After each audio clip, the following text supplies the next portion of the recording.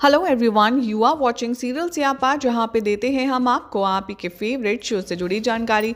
बात करते हैं टीवी सीरियल इश्क की दास्तान नागमणि की। तो शो के अपकमिंग ट्रैक में दिखाया जाएगा कि किस तरीके से यहां पर पार्वती बहुत ज़्यादा कोशिश कर रही होती है सब कुछ चीज़ें बैलेंस आउट करने की, लेकिन तभी यहां पर जो शिप्रा है उसके पेट में अचानक से सुई चुभने का दर्द होने लगता है। वो कहती है कि मुझे नहीं समझ आ रहा मम्मा कि आखिर मेरे साथ क्या हो रहा है, बस ऐसा लग रहा है कि कोई पेट में सुई चुभो रहा है।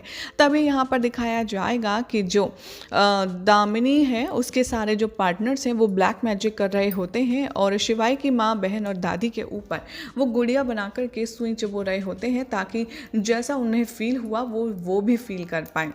अपकमिंग ट्रैक में आप देखेंगे कि पहले शिप्रा, उसके बाद नंदिनी और उसके बाद दादी, एक एक करके सबके पेट में दर्द होने लगता है, क्योंकि जैसे जैसे यहाँ पर जो सब लोग हैं वो बुरा करते हैं और सबके ऊपर उसका इफेक्ट देखने के लिए मिल जाता है। इधर दूसरी तरफ दिखाया जाएगा कि पार्वती सबको देख कर के काफ़ी ज़्यादा घबरा जाएगी और वो पूछेगी कि आखिर ये सब क्या हो रहा है।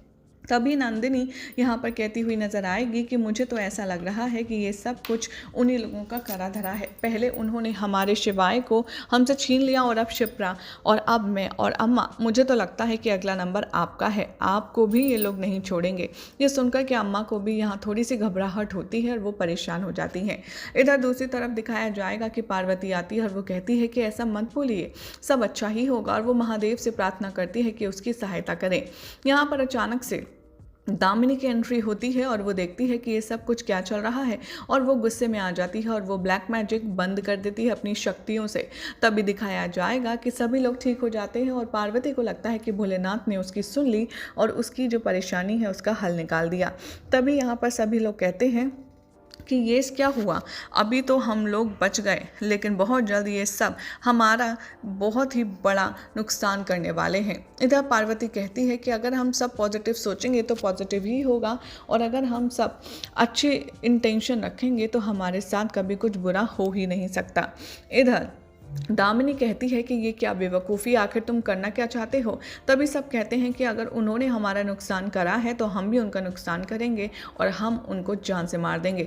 तभी यहाँ पर दामिनी कहती है बेवकूफ़ हो, उनके साथ पार्वती है और जब तक पार्वती है उनका कुछ नहीं हो सकता, वो कुछ ना कुछ करके ज़रूर उनकी जान बचा लेगी। तभी यहाँ पर दामिनी कहती है कि पार्वती, अब तुम्हारा खेल यहाँ से ख़त्म होना ही होगा, क्योंकि अब तुम इस घर में और नहीं रह सकती।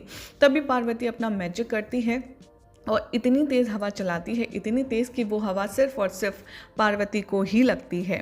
और जैसे जैसे हवा का प्रेशर बढ़ता है वैसे वैसे पार्वती का जो गेटअप है वो हटने लगता है, यानी कि जो उसकी विग है वो उठ कर के सामने आ जाती है। और यहाँ पर नंदिनी को पता चल जाता है कि ये जो बूढ़ी अम्मा है ये कोई और नहीं बल्कि खुद पार्वती ही है।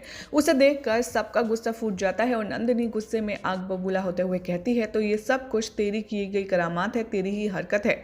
मैं कह रही हूँ, जब से तू इस घर में आई है तूने मेरे बेटे को निगल लिया और तू हमें भी चैन से नहीं रहने देगी। तेरे आने से पहले सब लोग कितना खुशहाल रह रहे थे, सभी लोग खुश थे, सभी लोग एक दूसरे के साथ रहते थे। इनफैक्ट वो लोग भी इतने बुरे नहीं थे, लेकिन जब से तू आई है तब से मानो सभी के दिल में जहर, नफरत और सब एक दूसरे के लिए मर कटने की जो फीलिंग है वो और डेवलप हो गई है। पार्वती यहाँ जोड़कर कहती है कि माँ ऐसे मत बोलिए, मैं शिवाय को आखिर क्यों मारूंगी, वो मेरे पति हैं, मैं उनसे प्यार करती हूँ।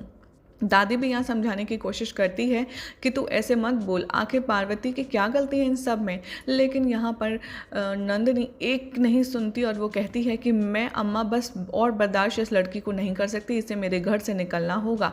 और वो दामिनी को यहाँ पर बहुत ही इम्प्रेस कर जाती है, क्योंकि दामिनी तो यही चाहती है कि सब लोग घर में अशांति फैलाएं और उसके प्लान में फंस जाएं। हालांकि घसीट कर पार्वती को निकाला जा रहा होता है, लेकिन तभी पार्वती अपने लिए स्टैंड लेती है और कहती है कि माफ़ कीजिए माँ, लेकिन आप मुझे इस घर से नहीं निकाल सकती, क्योंकि मैं शिवाय की पत्नी हूँ, इसलिए इस घर पे मेरा भी हक है।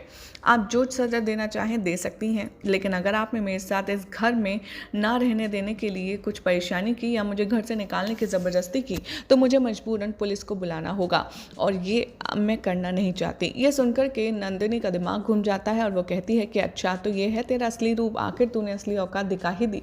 और यहाँ पर वो काफ़ी ज़्यादा भला बुरा कहने लगती है। तभी पार्वती कहती है, आप जो समझें, लेकिन मैं अपने शिवाय की जगह को छोड़कर कभी भी नहीं जाऊंगी।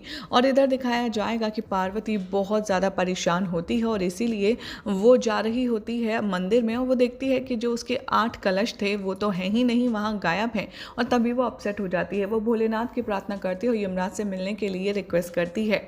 यहाँ एक अदृश्य सा रास्ता खुलेगा जिसमें वो जो हाथ कटा है चुड़ैल का, वो पार्वती के सर में कुछ ऐसी चीज़ लगा देगा जिसकी वजह से वो अपने नागिन रूप में आ ही नहीं पाएगी।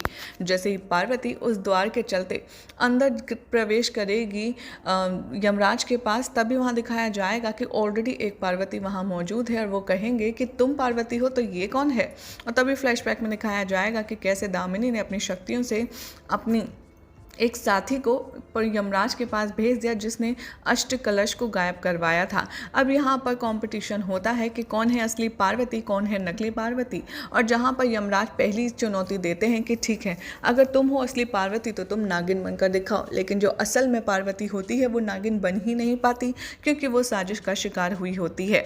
इधर दिखाया जाएगा कि यमराज कहते हैं दूसरी वाली बहरूपिये से कि तुम नागिन बनकर दिखाओ अगर तुम असली पार्वती हो तो। तभी वो कहती है कि आप मेरे प्यार की परीक्षा किसी और तरीके से ले लीजिए, मैं सब कुछ करने के लिए तैयार हूँ। तभी यहाँ दिखाया जाएगा कि यमराज एक नया फैसला लेंगे और वो कहेंगे कि ठीक है, तो ये है रस्सी, उस रस्सी से तुम्हें शिवाय को बांधना है और अब शिवाय की आत्मा ही ये फैसला करेगी कि कौन है असली पार्वती, कौन है नकली पार्वती।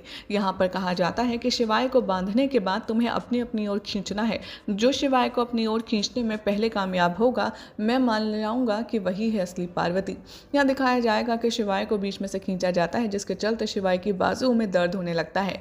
जो असली पार्वती है उससे शिवाय का दर्द देखा नहीं जाता और वो छोड़ देती है और वो कहती है कि मुझे माफ़ कर दो शिवाय, लेकिन मैं तुम्हें और तकलीफ़ नहीं दे सकती और ना ही तुम्हें तकलीफ़ में देख सकती हूँ। और ये देखकर कि जो बहरूपिया पार्वती है वो खुश हो जाती है और उछल उछल के कहती है कि ये मैं जीत गई, यानी कि मैं ही हूँ असली पार्वती, आपने मान लिया ना। तभी यमराज कहते हैं कि ये क्या, लेकिन ये ही प्यार की खासियत होती है कि वो अपने लोगों को दर्द में नहीं देख सकता। लेकिन पार्वती कहती है कि आपको तकलीफ़ देने से पहले शिवाय मेरे को मर जाना मंजूर है। इससे बेहतर तो ये होगा कि अपना प्यार साबित करने के लिए मैं मर जाती हूँ ताकि मेरी आत्मा यहीं आपके साथ यमलोक में रहे। कम से कम हम यहाँ तो साथ रह पाएंगे। और देखते ही देखते पार्वती अपनी जादुई शक्ति से एक चाकू पैदा करती है और उसे अपने पेट में मार करके मर जाती है। दिखाया जाएगा कि पार्वती की आत्मा यहाँ यमराज के सामने आ जाती है, जिसे देखकर ये कंफर्म हो जाता है कि यही असली पार्वती है। यमराज कहते हुए नजर आते हैं कि तुम्हारी आत्मा यहाँ है तो इसका मतलब एक ही है कि ये जो पार्वती नज़र आ रही है ये बहरूपिया है। और तभी वो जीजी मुझे बचा लो करके रिक्वेस्ट करती है और गायब हो जाती है यमराज के सामने से। तभी यमराज कहते हैं कि पार्वती अभी तुम्हारा समय नहीं आया और इसलिए वो उसको जीवन दान देते हैं और पुनः उसके अष्ट कलश लौटा देते हैं, जिसके बाद पार्वती वापस कलश के साथ घर पर आ जाती है। इधर वो जीजी जैसे ही यहाँ पर देखेगी अपनी चमची को, वो कहेगी कि ये क्या है, आखिर ये नागिन हर बार मेरी चीज़ें क्यों पलट देती है।